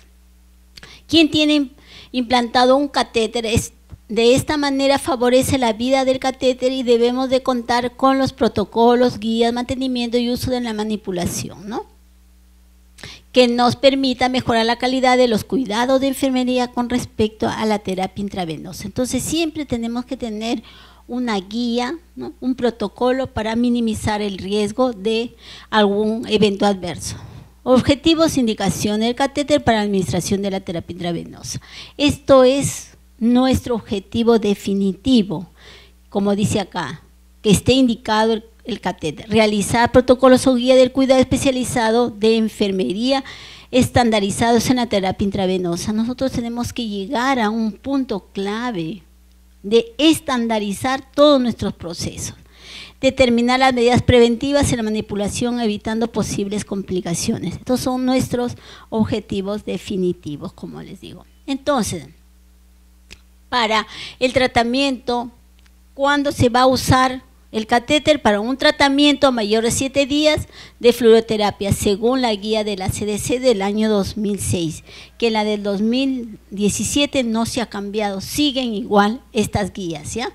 En el recién nacido de muy bajo peso, menor de 1.500 gramos, de patologías graves y problemas cardíacos, debe implantarse un catéter. Acuérdense, gastrointestinales, todos los niños no van a comer pues por mucho tiempo si tienen un problema gastrointestinal, entonces tiene que tener colocado un catéter. Accesos periféricos inadecuados, ya nos hemos terminado, porque el catéter se debe implantar antes de malograr las vías periféricas, ¿no? Porque a veces ya está tan menopáusico y al final dice el médico, ponle un catéter, ya no tenemos acceso. Las que cogen axila, porque en mi hospital hay 2 colegas que son, yo les digo las oxilólogas, porque ellas a la primera colocan axila. La cabezóloga, pero después de haber manipulado por todo sitio llega a la cabeza, claro que ya al final lo tiene que implantar. Yo la verdad que las respeto porque yo axila tuve una amarga experiencia, no cogí la vena, sino la axila y me desangró el paciente. Dije, nunca más. O sea, uno tiene que ir y hacer donde le salgan mejor las cosas para evitar el riesgo, el daño al paciente, ¿no? Manipulación del catéter. ¿Cómo voy a manipular este catéter cuando ya esté instalado? Es fundamental siempre la higiene de manos. Siempre que vamos a manipular un catéter tenemos que hacernos un lavado de manos clínico y si es posible, que es una categoría 1A, usar guantes estériles. No los limpios, sino estériles. La higiene de manos es principal medida de bioseguridad para evitar las infecciones intrahospitalarias relacionadas con los catéteres, y eso lo sabemos y lo tenemos en cuenta siempre. Al manipular El catéter hacerlo en forma aséptica. Los dispositivos de conexión, llaves de 2 o 3 vías, aplicar clorexidina alcohólica al 0,5 o al 1%, que no lo tenemos, como les digo. Acá en el Perú no tenemos clorexidina alcohólica, pero sí usemos el alcohol con una gasita estéril, alcohol de 70 grados. Cada vez que yo voy a manipular, inclusive cuando nosotros colocamos la nutrición parenteral, dejamos ya la gasita con alcohol que esté las llaves sobre esa gasa, para el momento de que viene la colega, se pone doble guante para preparar y luego para insertar, se saca esos guantes y para poder disminuir el riesgo de infección, porque un paciente que está recibiendo nutrición parenteral tiene un factor altísimo de infectarse. ¿Cuándo será que nuestros pacientes pequeños no se infecten repetitivamente? Y a veces regresamos, primero estamos con vancomicina independiente, ya pasó la infección, de acuerdo al resultado del PCR está bajo, le retiran el antibiótico y a los 2-3 días otra vez se infecta. Ya no es vancomicina independiente, es vancomicina meropenem, de acuerdo al bicho que... Y a veces regresan a la ampicilina, pues, ¿no? Entonces, esas infecciones es un círculo. ¿Y quién sufre? El paciente, pues es un medicamento que le va a hacer daño al riñón porque le produce toxicidad y tantas cosas, ¿no? Entonces, usemos el alcohol de 70 grados porque no tenemos la clorexidina alcohólica. En el caso de disponer del catéter de doble lumen, como dice acá y todos ya saben, se dispone que el NPT y los lípidos se administren por un lumen y el antibiótico se administre por el otro lumen, en caso contrario abrir pues una vía periférica. Si tengo de un solo lumen y lo uso solamente para nutrición parenteral y lípidos, eso sí les digo, que ese catéter no debe ser manipulado, pero si el paciente requiere inotrópicos, por ahí le puedo pasar con las llaves de doble vía, ¿no?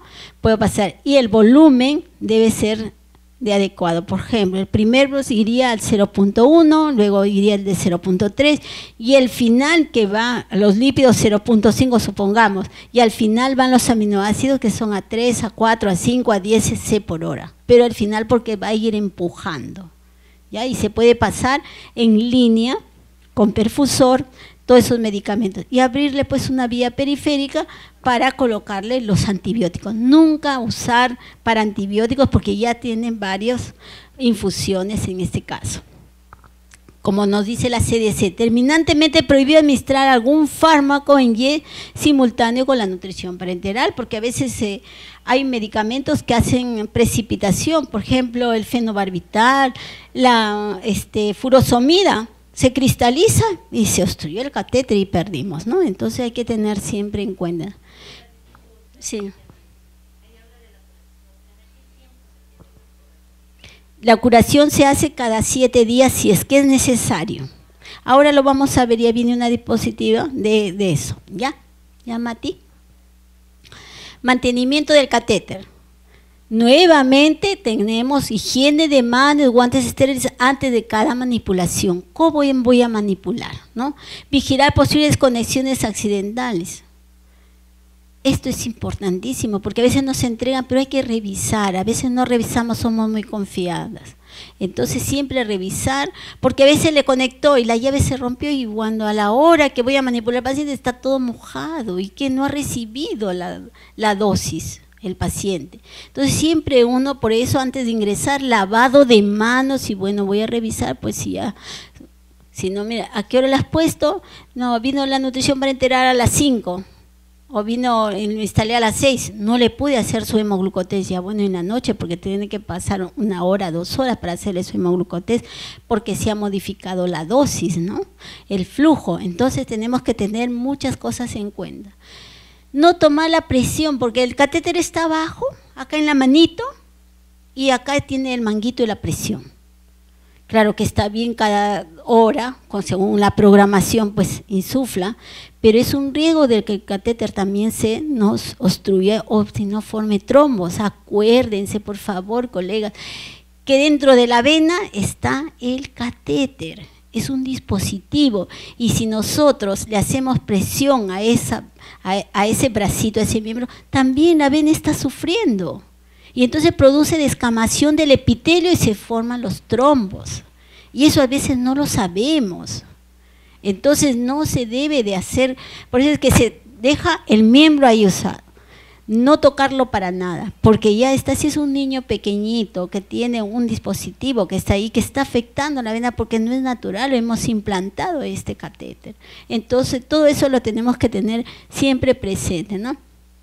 No realizar venopunciones, tampoco puedo. El catéter está acá y la venopunción, porque esta mano ya no hay sitio. Los pies también ya está el pobrecito, entonces acá está, me hago un orificio en el catéter. Ya lo perdí, pues también el catéter. Entonces, porque hay muchas colegas que son así, no, yo lo hago, nunca me ha pasado nada, pero ¿y si te pasó? Y eso es la actitud que tenemos, ¿no es cierto? No interrumpir bruscamente la perfusión en 3 minutos. Acuérdense, si la bomba está sonando y va, ya me siento, voy a otro, el catéter se le va a obstruir porque hay retorno sanguíneo. Y una vez, miren, 10 centímetros es acá, ¿no es cierto? 10 centímetros. Si hay retorno 10 centímetros, se forma la fibrina y ya no lo puedes pasar. Cuando ves tan, se rompe, pero ¿por dónde se rompe? Por el disco oval. Sale un globito, sobre todo si es un catéter de silicona, sale un globito y ¡plac! Se reventó. El de poliuretano es bien difícil, pero de todas maneras se produce. Y si ese trombo se regresa, imagínense ustedes lo que le produce al niño, ¿ya?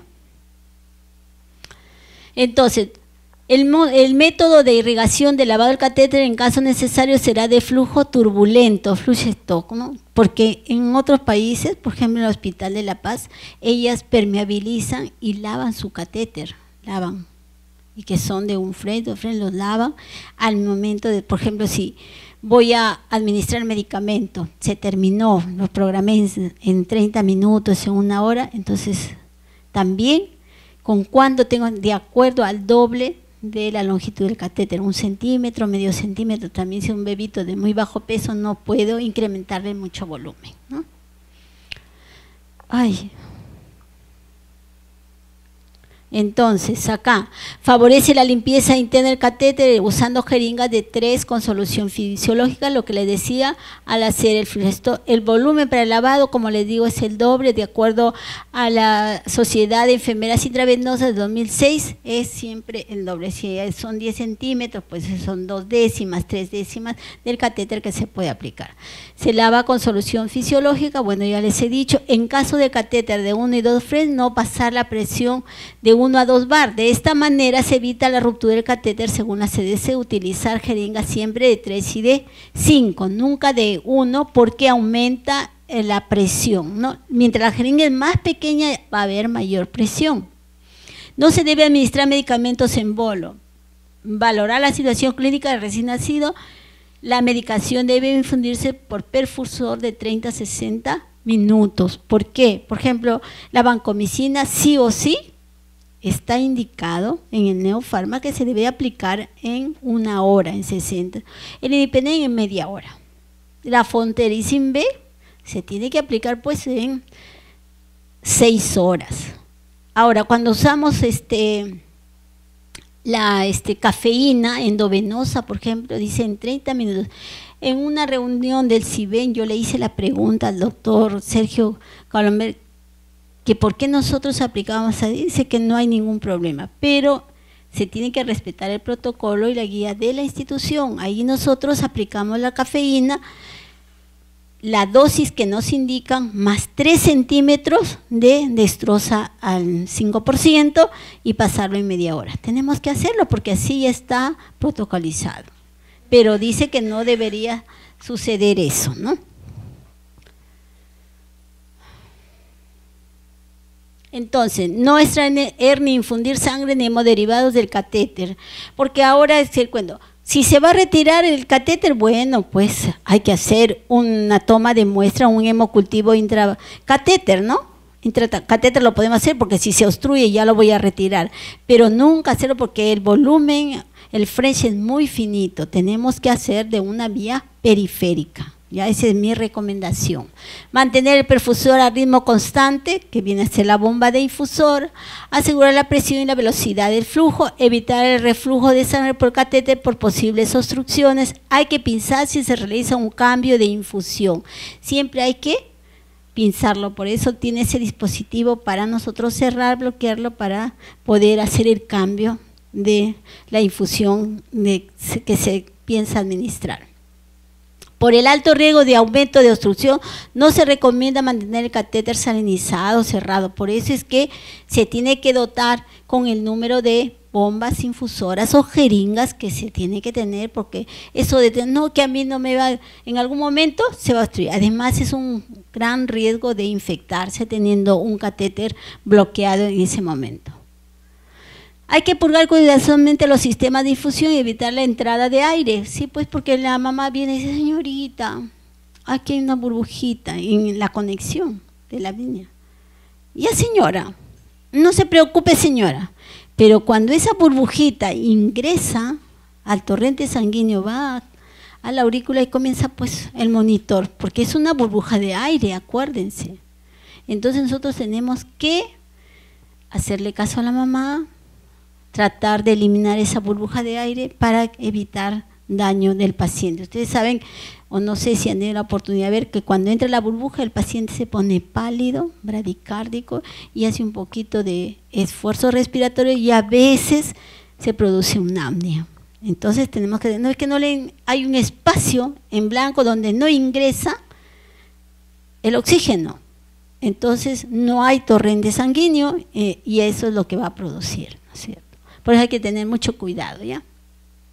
Revisar el catéter y la posición del miembro donde está insertado el catéter por turno y siempre recurriendo a la alarma de la bomba infusora, porque puede indicar una oclusión. Evitar tracciones del catéter, puede desplazarse o romperse, ¿no? No jalarlo, no hacer bruscamente ciertas cosas. Durante el baño, procurar no sumergir el brazo, porque hay baños de inmersión y la colega puede decir, no, es que está cochino, que está esto.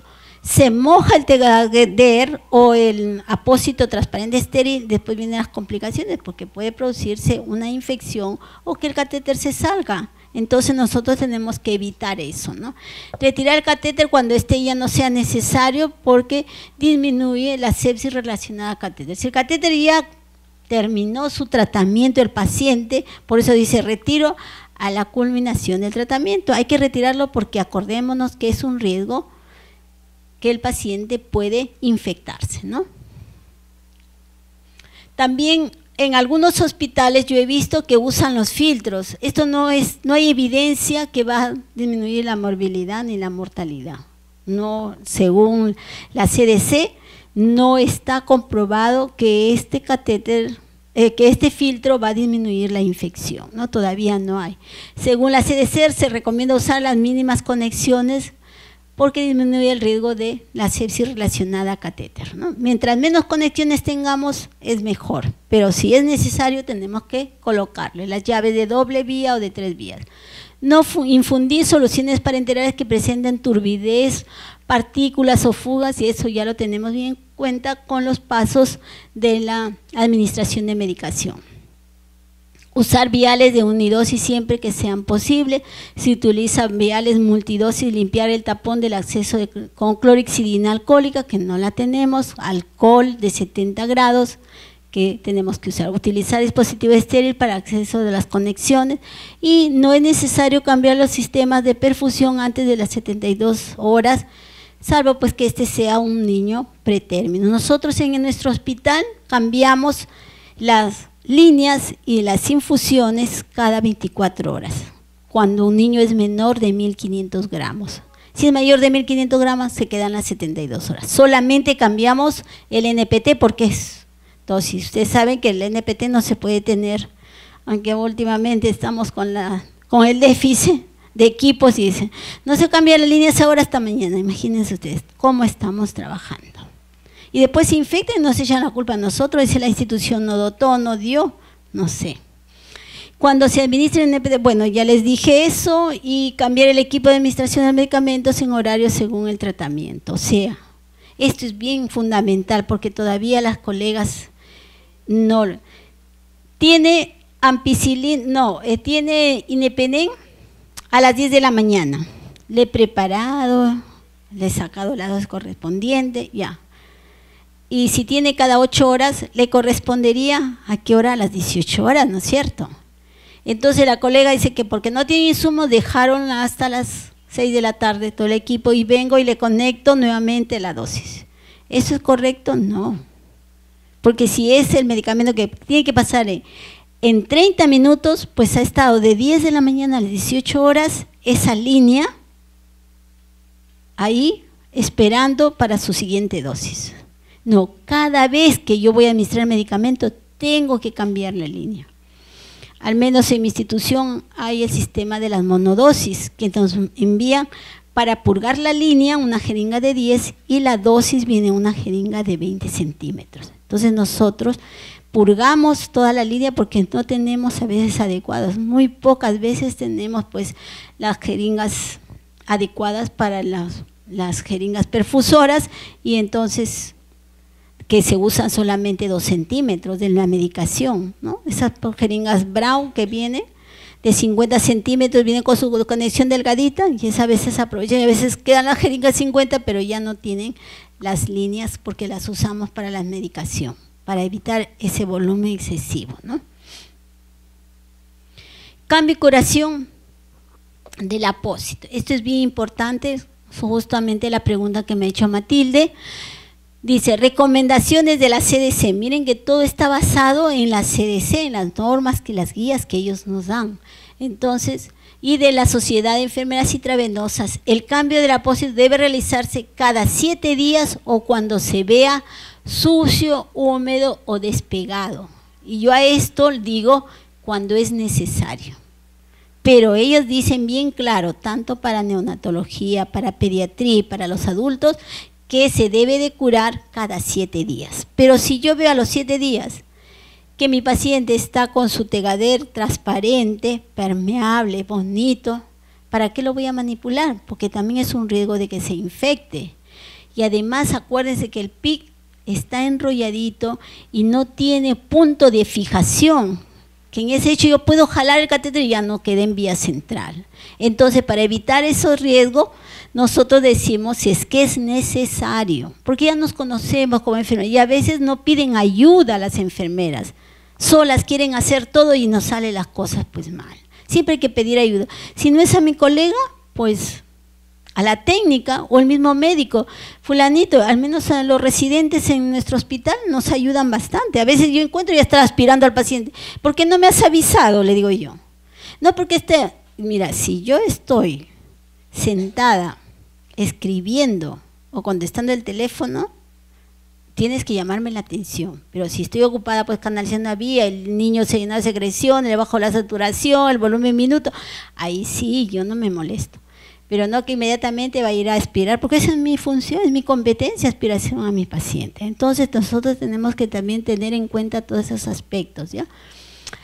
Se recomienda que el apósito sea transparente para mejorar la visualización. ¿Qué es lo que usamos? Es el tegader, no es por hacerle propaganda, pero lo único que tenemos es un apósito y a nivel mundial se usa un apósito transparente estéril. Y eso es estéril, ¿no? Antes de efectuar el procedimiento, utilizar medidas de confort, disminución de la luz y hasta a veces, porque al momento de sacar, muchos dicen con cabilón ponle un poquito y se despega. Entonces nosotros tenemos que saber usar nuestros recursos, porque el niño va a sentir dolor al momento que yo le voy a despegar el tegader, porque ha estado 10 días, 12 días y bueno, ya merita que le cambie porque como dice, está sucio, despegado, entonces no lo voy a dejar así. Entonces tengo que darle su crosita, con apoyo de la colega que me va a ayudar o con la técnica de enfermería. Y esperar siempre que ellas dispongan de su tiempo, porque en ese momento yo quiero curarlo y ella tiene que venir, tampoco es así, ¿no es cierto? El cambio de apósito se realiza con técnica estéril, en medidas de bioseguridad. ¿Qué quiere decir esto? Que me tengo que poner un una mascarilla, un gorro, usar guantes estériles y el campo, que es mi campo, el papel de los guantes, donde voy a colocar. No usar alcohol yodado ni clorexidina mientras se permanezca el catéter. ¿Con qué voy a limpiar? Solamente con agüita estéril, humedezco la gasa, estampilla y luego a una limpieza, espero que se seque, nuevamente lo coloco y va a colocarse directamente sobre el catéter sobrante. Ya no hay ningún problema.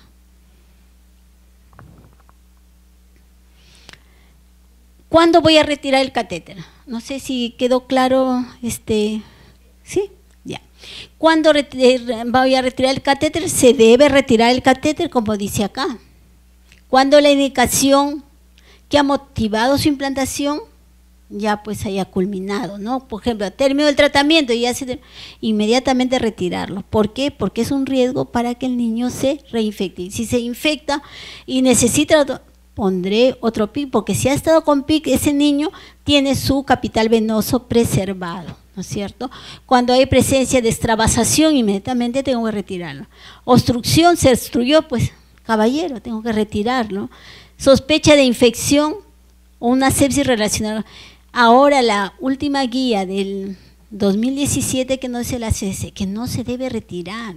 No se debe retirar hasta que no esté comprobado con hemocultivo. O sea, el niño, un neonato no hace fiebre. Raros son los niños que hacen fiebre, bueno, por sobrecalentamiento de la incubadora, que se pasó, nos olvidamos, que lo sentimos frío, le aumentamos la temperatura, pero el niño demuestra su infección, el neonato es diferente, hay piel reticulada, dificultad respiratoria, no quiere tomar la leche ni por sonda, hay regurgitación. Entonces yo digo, este niño, ¿qué pasa? Está infectado. Entonces tenemos que tener en cuenta eso, ¿ya? Y decirle, sugerirle, porque los médicos dicen, no, es el catéter, y saca el catéter y a veces se queda ahí. Y para colocarle otro catéter es un poco difícil, ¿no? Porque ese niño está hemodinámicamente inestable.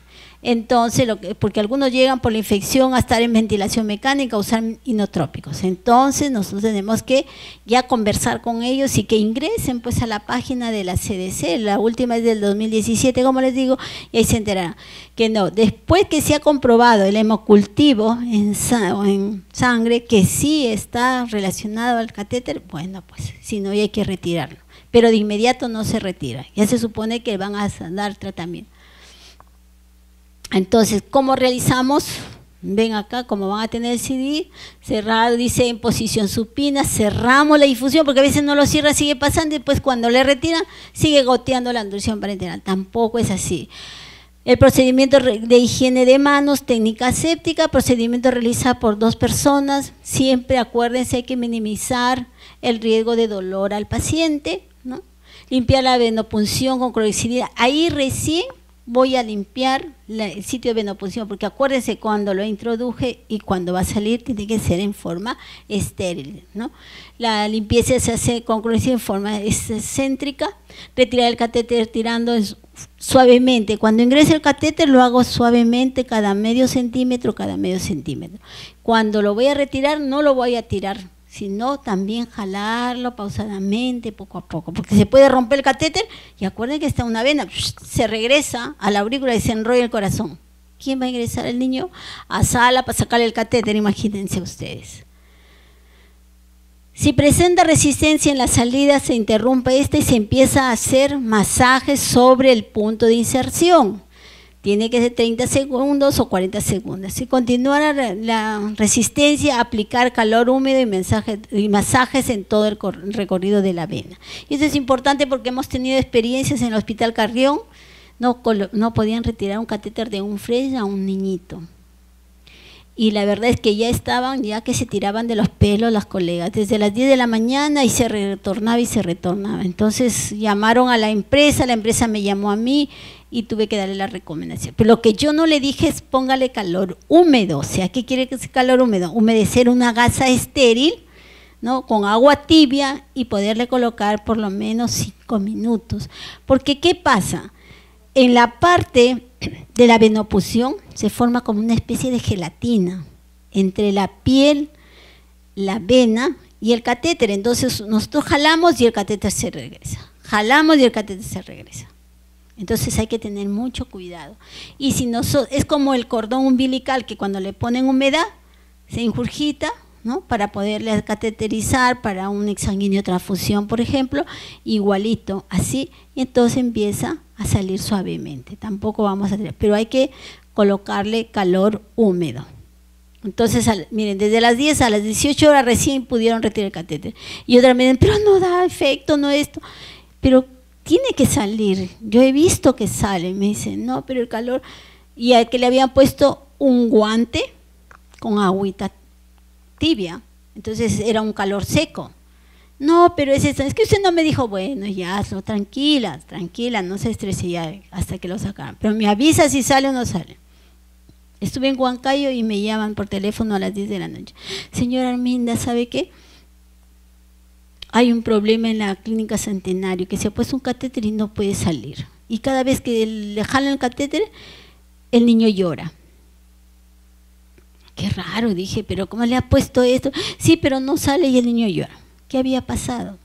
Yo llego, mira, estoy en Huancayo y yo mañana estaré llegando, pues 8 de la mañana, a las 10 estaré ahí, porque ahorita... Porque uno tiene que defender a la enfermera, ir, porque estas son vivencias, son evidencias y puedo recomendarles a ustedes, porque si no lo sé, pues ¿qué voy a decir? Entonces llego y la colega estaba nerviosa y le digo, tranquila. Me dice, sí, pero es que no es así, que no le puedes decir a la jefa del servicio, tienes que decirle. Porque suponte que yo vengo a hacer la manipulación y le pasa algo a ver, ¿quién la llamó a usted? ¿Quién es usted? Ahí vienen los problemas. Entonces nos presentamos y ella no sabía nada. Entonces, en primer lugar le digo, ¿y por qué le has puesto en los miembros? Porque es más fácil. Es más fácil para ti, pero eso no es lo correcto. Si tiene buenas venas en los miembros superiores. Y el catéter se había mantenido solamente 15 días. ¿Qué había pasado? Que cuando uno tiraba el catéter, el niño lloraba y daba unos gritos. ¿Por qué? Porque el catéter había ingresado por una bifurcación y al momento de dejar, se enrollaba y no salía. Y el niño le dolía y se hacía una pelotita acá. Y ellos ya le habían retirado 15 centímetros, pero como era un niño a término, le había introducido todo el catéter. Ya ha salido 15 y el resto se quedó ahí. Entonces, cada vez que... No, tenemos que llamar a un cirujano cardiovascular. ¿Quién es? Conocí al doctor Vargas de Ilincor. Doctor, mire, porque gracias a esto que uno está en las capacitaciones se conoce pues con las personas, ¿no? Porque los invitan y ya estamos en una mesa redonda, ya estamos almorzando. Doctor, ¿se acuerda de mí? ¿Qué tal, fulano? Sí, ¿qué pasa? Mire que hay este casito. Estoy en Arequipa en un congreso, pero le voy a diferir a otra persona que él sí lo va a hacer, un perfusionista. Llamar, viene el perfusionista, doctor, esperando las 4 de la tarde, desde las 9 que estuve ahí hasta las 4 de la tarde. Y en mi casa me llamaban, ¿qué hace? ¿Que no vienes? ¿Qué pasó? ¿Qué no sé cuándo? Ya, entonces llega y dice, bueno, él también hizo el intento y lloraba. Mire, vamos a hacer una cosa, tengamos todo listo. Tengamos el equipo de emergencia, de coche de paro, todo. Pues. Y vamos a hacer a un señor, cojamos al bebé y él lo va a tirar. Pero si ya se enteró el jefe de la clínica, que es el director, que era un japonés, y todo ya era un laberinto, por una mala decisión. Entonces jaló él con toda la fuerza, yo teniendo el miembro así bien estirado, jala y tuvimos que contar y ver si estaba completo el catéter, porque podría quedarse un pedazo. Entonces, estas circunstancias son las que nos traen muchas cosas de que aprender, por actitudes que uno cree que estamos haciendo lo máximo. El hecho de colocar un catéter no quiere decir que soy la última chupada del mango, como les digo, sino que uno va aprendiendo y les va transmitiendo. Si tiene bien, ¿por qué me voy? Porque me parece más fácil o porque quiero saber por qué, dónde queda. No, no es así, colegas. Entonces, al momento de retirar, también hay que retirarlo con calma, con paciencia, tenemos que darnos un tiempo, esa es nuestra competencia, ese es nuestro trabajo. Entonces tengamos en cuenta eso, salió el catéter, felizmente no necesitó entrar a sala, porque el niño tenía que entrar a sala, abrirle y ver por qué no salía el catéter, porque no era cuestión como que se pega en la piel, como les digo, y se retorna, no, el niño lloraba y se le hacía una bolita, y era que estaba, y eso que le habían tomado la placa y todo. pero no se le toma la placa cuando se tira el catéter. Si el catéter está ahí, claro, está en una ramificación de que al momento de jalar hacía como y se quedó. Y el niño lloraba porque le dolía. Entonces, miren ustedes, estas son las incidencias que uno puede aprender, vigilar siempre los signos de sangrado del punto de inserción, limpieza con suelo fisiológico, cubrir con una gasa estéril, no con una torunda, con una gasa estéril, porque acuerden que queda abierto, es una vía, es una venopunción, hasta un catéter mucho tiempo ahí, ¿ya? Y terminamos acá diciendo, no es necesario cultivar la punta del catéter rutinariamente, no es necesario que retire el catéter y lo voy a... No. Cuando es necesario que haya habido una infección, una sepsis, entonces ahí sí mandamos a cultivar la punta del catéter. Pero es un costo alto, acuérdense. Bueno, esta es la primera vez, creo que me he extendido mucho, yo soy muy hablantina. Ahora le vamos a pasar el video y la otra ponencia es un poquito más rápida.